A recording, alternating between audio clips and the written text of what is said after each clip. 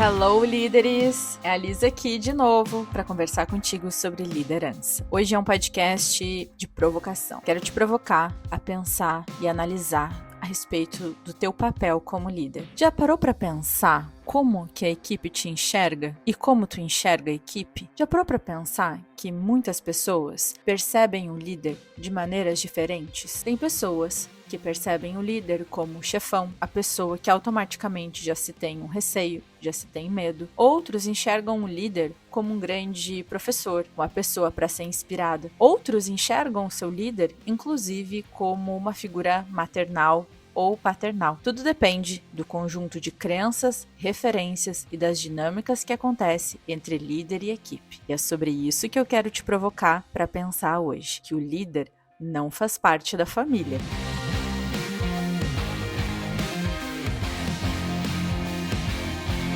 Eu resolvi fazer esse podcast porque teve um tempo atrás, quando eu fazia gestão industrial da fábrica lá do Paraná, muitos me chamavam de mãe. E no início eu pensei, nossa, que bacana, olha a relação legal que eu tenho com a minha equipe e chegam até a me chamar de mãe. E no começo começou como uma brincadeira, onde falavam assim, vou lá falar com a mãe para ver o que ela acha. Olha, se a mãe pediu, faz. Ou assim, se a mãe disse que esse produto tem que entregar em tal hora, então entrega. Ou falava assim, tu é como uma mãe pra mim. E no início, embora eu achasse um pouco incômodo isso, eu comecei a pensar mais sobre isso. Principalmente quando eu passei por um processo de mentoria em que eu disse que muitos da minha equipe me viam como mãe. E aí a mentora olhou pra mim com um olhar como eu dissesse, oi? E aí que eu fui analisando e observando mais. E eu vi ponto positivo e ponto negativo nessa visão que a minha equipe tinha em relação a mim, como se eu estivesse exercendo ali um papel de mãe. Para contextualizar, trabalhei numa fábrica de uma empresa familiar. Então eu entendo também que tinha uma dinâmica familiar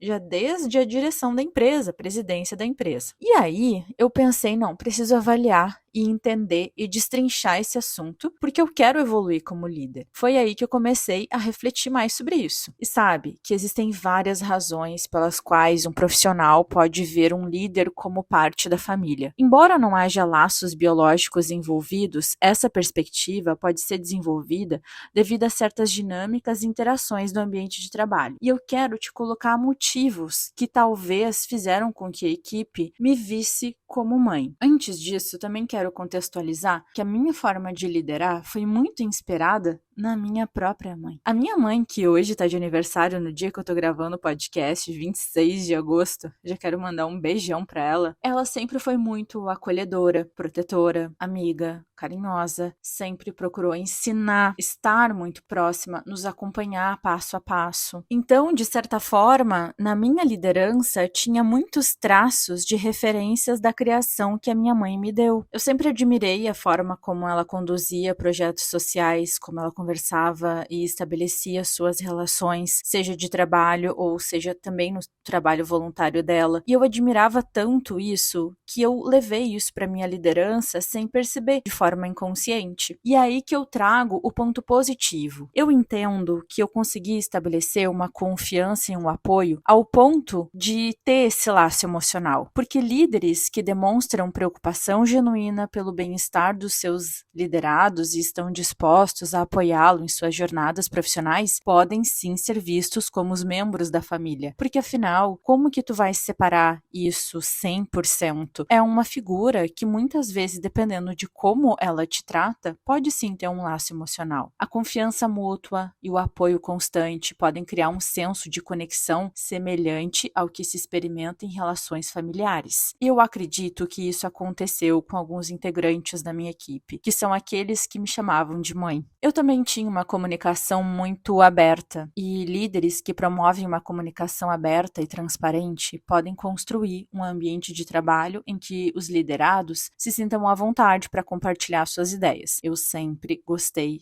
de que o ambiente fosse livre para conversa, para ideias, para compartilhar. Eu sempre fui muito mais de um estilo de liderança democrático. Embora em alguns momentos isso não fosse o estilo de liderança ideal, para mim isso fazia todo sentido, por conta da referência que eu tinha com a minha mãe. Preocupações eram compartilhadas, assim como o sucesso e as vitórias, e isso pode criar um senso de proximidade e envolvimento, semelhante ao que se vê em dinâmicas familiares. Então eu procurei entender os pontos positivos para fazer a associação. Por que muitas vezes, de forma informal ou carinhosa, me chamavam de mãe? Depois, cuidado e reconhecimento. Sempre tive cuidado com a minha equipe. Porque líderes que demonstram cuidado pelo desenvolvimento pessoal e profissional de seus funcionários oferecem orientações e reconhecem os esforços. E isso sim pode ser percebido como parte da família. A sensação de ser valorizado e apreciado pode criar laços emocionais e profundos. Eu sempre fiz questão de reconhecer. Talvez porque isso me fez falta quando eu estava começando como líder e como profissional. Eu precisava de uma validação. Para mim, faltou esse reconhecimento. Eu vivia muito insegura, pensando: será que eu fui bem? Será que eu estou no caminho certo? E eu fui construindo o meu caminho de uma maneira muito solitária. Então eu penso: quando eu for líder, eu não quero isso. Eu quero que minha equipe saiba o quanto ela está indo bem, o quanto que ela tem talento, e eu quero reconhecer e ter esse cuidado para que a minha equipe tenha sempre uma boa autoestima em relação ao seu trabalho. E depois, falando de cultura organizacional, eu estava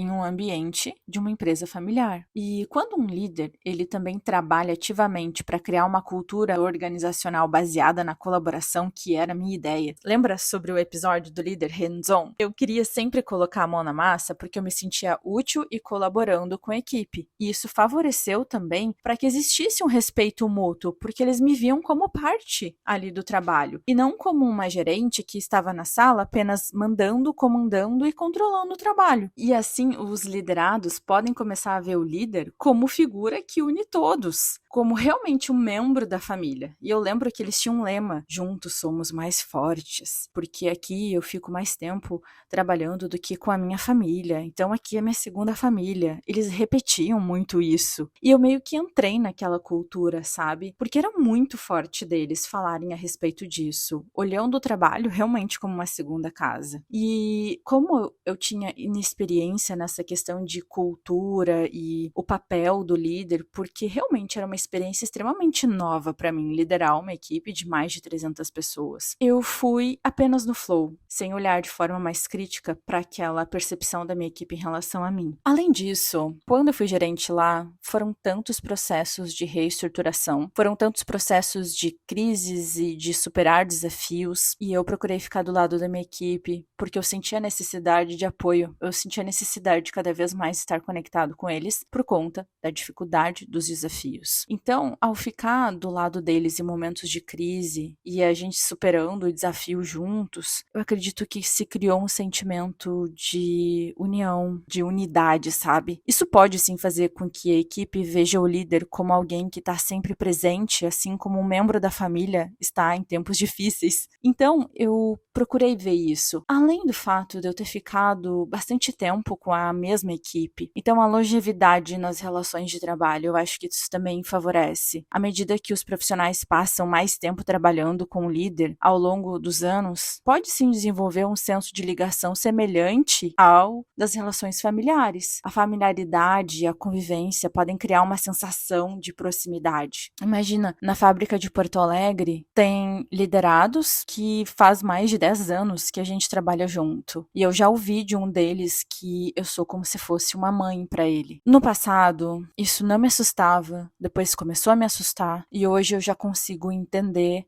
o porquê, e já consigo ver de uma maneira clara e mais realista, mais lúcida sobre isso, racional, talvez seja a palavra melhor. Depois, tem muita questão que aí vem da referência da minha mãe, que é sobre a modelagem de valores e comportamentos. O meu comportamento como líder era muito inspirado nos valores que a minha mãe me ensinou, de contribuir, de ajudar, de ser generosa, de ser uma pessoa bondosa. Era muito forte para mim essa referência. Líderes que demonstram valores consistentes e comportamentos éticos ao longo do tempo podem influenciar profundamente a maneira como os liderados os veem. Isso pode resultar numa conexão que lembra relações familiares. Poxa, minha mãe também tinha essa preocupação comigo. Poxa, o meu pai também tinha essa preocupação comigo. Talvez nesse sentido, sabe? Onde os valores compartilhados é um fator extremamente importante. Aí eu entendi que sim, existia um ambiente positivo e que talvez essa percepção fosse disso, baseado em confiança, respeito, apoio mútuo, valores compartilhados. Esses fatores podem levar os profissionais a desenvolver laços emocionais e uma conexão profunda. E é por isso que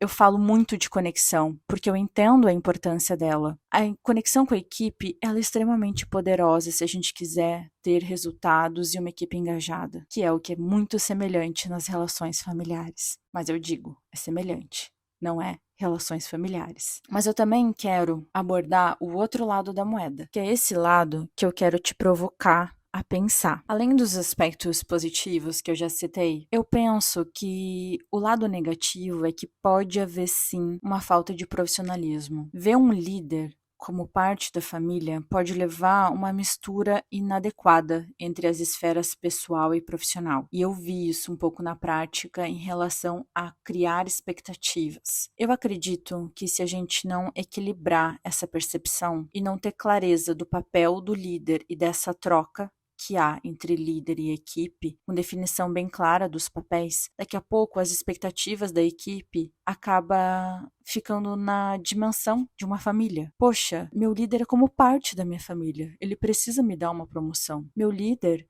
ele deve confiar em mim. Afinal, a gente é como se fosse família. Ou meu líder deve atender determinada expectativa. Nós somos como se fosse uma família. Então veja o quanto que nós também tornamos mais complexo quando deixamos essa perspectiva da equipe de que o líder é como se fosse parte da família crescer e se abranger sem ter limites nessa relação. Isso pode resultar em uma falta de fronteiras claras, o que por sua vez pode prejudicar a objetividade, a tomada de decisões racionais e a eficácia no ambiente de trabalho. Isso eu vi na prática, porque aí quando tu precisa cobrar de forma mais assertiva e mais direta, pode sim causar uma estranheza. Eu também vi, a partir dessa percepção, uma possível exploração. Líderes que são percebidos como parte da família podem, talvez, explorar essa conexão e vice-versa, para obter mais esforços dos funcionários. Eu não fiz isso, porque eu fazia isso, essa liderança mais próxima, quase que maternal, por uma necessidade baseada nas minhas referências. Mas eu já vi líderes de outras equipes a usarem isso. Poxa, cara, tu é da minha família. Vamos fazer uma hora extra? Pô, como é que o cara não fez hora extra? Ele é como se fosse aqui da nossa família. Juntos somos mais fortes. E quando eu vi isso, eu pensei, cara, será que eu não faço isso também? Será que eu não, de alguma forma, às vezes inconsciente, não fiz isso também? Consciente, eu sei que não. Mas com inconsciente, será que eu não fiz isso? Às vezes, sem oferecer compensação ou reconhecimento adequado, sabe? Isso pode levar a uma sensação de exploração e ressentimento por parte da equipe. Então, a equipe pode também se sentir em dívida com o líder, porque, poxa, como é que eu vou deixar de fazer para aquele cara que eu considero como parte da família? E sabe o que me fez pensar que talvez eu tenha feito isso quando eu já ouvi de alguns liderados a seguinte frase: eu fiz isso por ti, chefe. Eu só tô fazendo isso por ti, chefe. Eu vejo o lado bom, eu vejo o lado ruim. Eu não quero que faça por mim. Eu quero que faça porque existe sim um sentido. Então eu refleti bastante sobre isso. É preciso coragem para que a gente consiga entender pontos que a gente erra, mesmo que seja sem querer. Mas, como seres humanos, sim, a gente pode errar sem perceber, mas é importante buscar clareza para que isso não aconteça. Outra coisa que pode acontecer é favoritismo, injustiça ou o líder ele não perceber necessidade de desenvolvimento de algum integrante da equipe por conta desse favoritismo, de gostar mais, de ter mais afeto, de ver ele como leal, parte do meu grupo, entende? Quando o líder é visto como parte da família, pode haver suspeitas também de favoritismo em relação a certos indivíduos ou grupos. Isso pode minar a confiança na imparcialidade e na justiça das decisões tomadas pelo líder. Isso aconteceu comigo, que diziam, porque fulano é da Liz.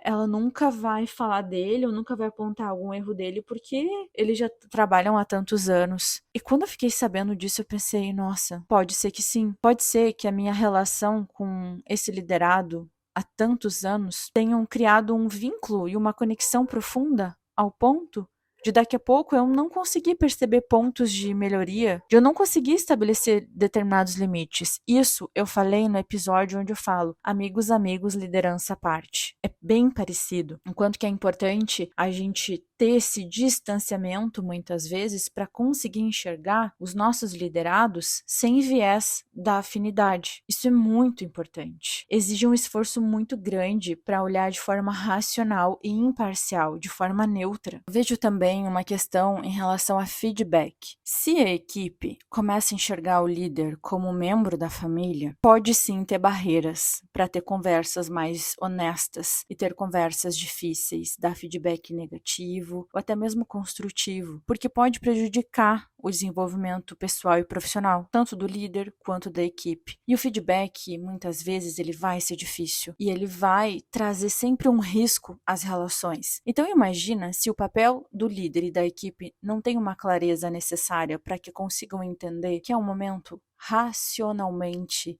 propício para o crescimento de ambos e que a honestidade é o ponto essencial. E eu vejo também que é uma grande reclamação quando eu faço vídeo no TikTok falando sobre a questão de amizade, de líder muito próximo da equipe, ou de empresas familiares, ou de contratar a pessoa da família ou amigo, o risco do nepotismo, que é a prática de favorecer parentes ou amigos próximos, mesmo que não sejam parentes de sangue, mas que exista essa relação. Poxa, meu irmão, cara, eu já vi muito isso acontecer em equipe, do liderado chamar pessoas, indicar para a fábrica pessoas que foram cunhados, irmão, que eram como irmão, que tinham uma relação muito próxima, logo de confiança, então vou chamar essa pessoa para trabalhar comigo porque ela é da família. Isso não funciona. Nós só podemos contratar pessoas que podemos demitir. Quando tá no âmbito do familiar, tu não consegue demitir. É muito difícil. Então, é extremamente necessário que tenha essa clareza para haver essa separação. Depois, um fator que pode se interferir, que é a limitação da diversidade de opiniões. Não vou questionar quem eu vejo como parte da minha família. Pode ser difícil, porque aí a gente entra naquele viés da afinidade. O viés daquela pessoa que está sempre comigo, que é como se fosse da família. E isso pode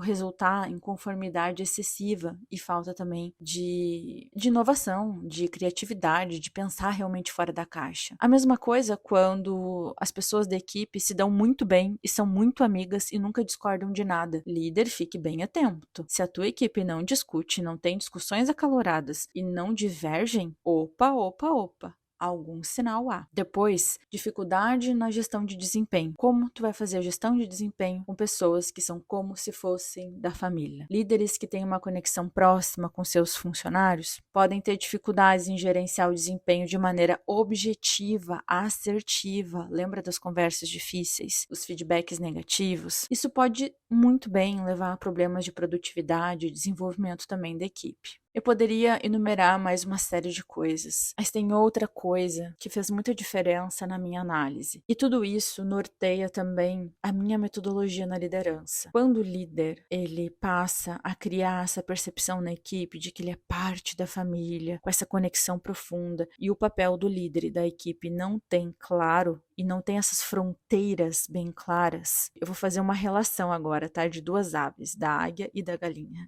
Eu nunca vou me esquecer que uma vez, na minha formatura, eu estava fazendo a cerimônia junto com o professor homenageado, o professor Padre Guido. E ele fez uma analogia com a águia que eu nunca mais vou me esquecer. Que ele disse o seguinte, que a águia, e esse era o papel dele naquela missa, porque eu fiz faculdade numa universidade jesuíta, então a gente tinha como ritual fazer a missa antes da formatura. Aí ele disse, eu estou levando vocês até o topo da montanha como a águia faz com seus filhotes. E quando ela observa que as suas asas já estão fortes e já podem voar, ela vai lá e empurra eles do penhasco. E eu hoje, nessa missa, empurro vocês do penhasco, meus queridos alunos. Embora eu tivesse muita imaturidade e não entendesse na totalidade aquilo que ele estava querendo me dizer, carreguei até hoje essa lição da águia. E todo líder deve se comportar como uma águia, assim como o mentor deve se comportar como uma águia. E aí, o que isso tem tudo a ver, né? Porque muitas vezes a figura, por exemplo, da galinha é uma liderança que cria relações maternais, paternais às vezes, de manter os seus pintinhos próximos, protegendo, acolhendo, estabelecendo um laço emocional muito forte, diferente da águia. Não que a águia não estabeleça laços emocionais, não, mas ela quer que os seus filhotes sejam desafiados, querem que eles tenham confiança neles mesmos, querem que eles tenham visão e que desenvolvam maturidade a partir desse empurrão. Já a galinha tem a proteção, tem o cuidado, como se fosse uma hierarquia familiar. O líder galinha pode ser percebido como uma figura mais próxima ao membro da família, devido à sua abordagem de cuidado, de proteção. Pode criar uma conexão emocional forte, mas também pode levar a desafios como dificuldade de empurrar esses pintinhos, de fazer com que esses pintinhos tenham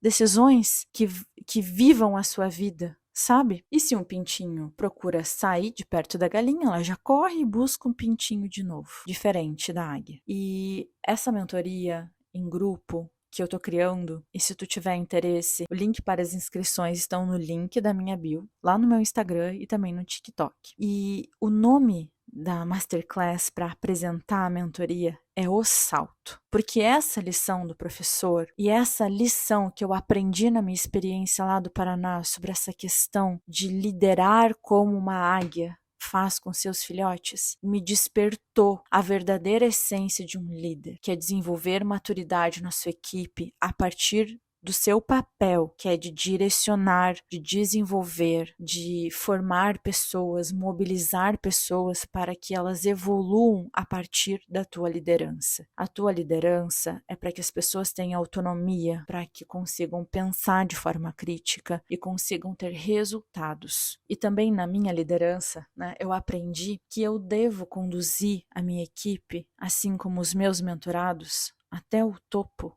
dessa montanha. E aí eu empurro e eu faço como a águia fez com seus filhotes. Eu vou ao lado, acompanhando aquelas mini águias para que eu consiga ver como que tá o desempenho delas. E no momento de fragilidade, ou que talvez eu veja que alguma não vai dar conta, faça como a águia. Pega esse filhote, leva a montanha novamente, para que quando esteja preparado, de novo, essa águia empurra para o seu voo. É muito importante porque a águia sabe que por mais que seja doloroso empurrar os seus filhotes para da montanha, elas só vão aprender a voar voando. Nós só vamos aprender a liderar liderando. Nós só vamos amadurecer experienciando, vivendo desafios, aprendendo com as experiências que a vida no trabalho ou no todo nos permite ter. É sobre isso. Na mentoria que eu estou organizando, é justamente sobre isso. Eu quero que esses líderes voem, assim como eu, como mentora, no meu primeiro voo em grupo, porque antes era sempre individual, eu também vou estar experimentando, eu também vou estar aprendendo, mas aprendendo, ensinando jovens líderes a voarem na sua liderança, no seu primeiro voo, para que desenvolvam maturidade. É sobre isso. Desenvolver maturidade é muito importante e não depende da idade, não depende de quantos cursos a gente fez, mas depende do quanto que a gente abraçou as experiências para aprender. E é sobre isso. Como desenvolver coragem para fazer esse voo e amadurecer? Como desenvolver segurança, confiança e como lidar com medo durante esse voo. Tudo isso eu vou te ensinar nessa Masterclass. E vou explicar como isso vai funcionar também na mentoria. Então, líderes, Eu espero vocês lá para que a gente consiga também conversar ao vivo, trocar ideias ao vivo. Vai ser no dia 5 de setembro, a Masterclass, o salto, os primeiros passos na liderança. Para encerrar esse raciocínio sobre o líder não faz parte da família, que já misturei com a águia e com a galinha, mas para mim tem tudo a ver, quero te dizer que essas foram uma das maiores lições que eu tive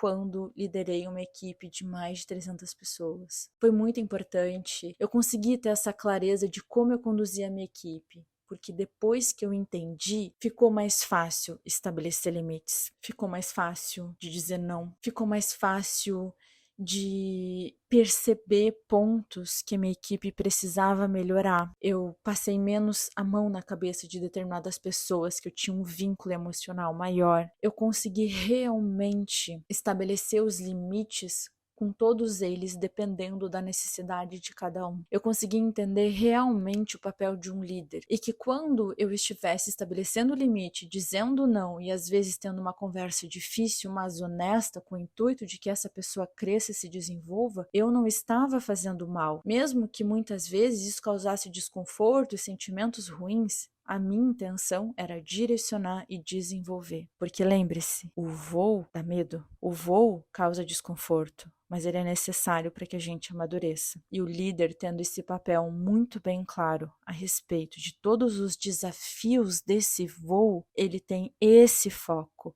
E não o foco de preservar a sua equipe de sentir desconforto, preservar de se frustrar, preservar de não passar por determinadas frustrações, incômodos, sensações ruins, de sentimentos ruins. Isso não faz uma equipe crescer. Ao contrário, faz a equipe voar abaixo como uma galinha.